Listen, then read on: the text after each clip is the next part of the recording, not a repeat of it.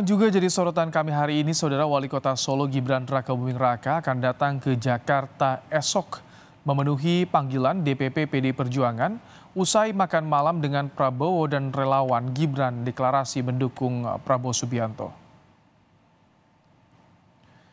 Gibran bilang tidak pernah memberi dukungan pencapresan ke Prabowo Subianto. Namun, jika dampak dari relawan Gibran memberi dukungan ke Prabowo, Gibran siap terima sanksi dan teguran. Gibran tidak bisa memaksa relawan karena relawan punya keleluasaan mendukung siapa calon presiden yang dijagokan.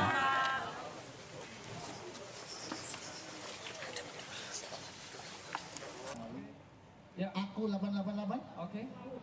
Ya, siap saya terima sanksi, teguran, hukuman siap kami terima. Ya, hari Senin saya berangkat ya. Kalau saya disuruh ngumpulin yang dukung selain Pak Prabowo, yang dukung Pak Ganjar lebih banyak lagi.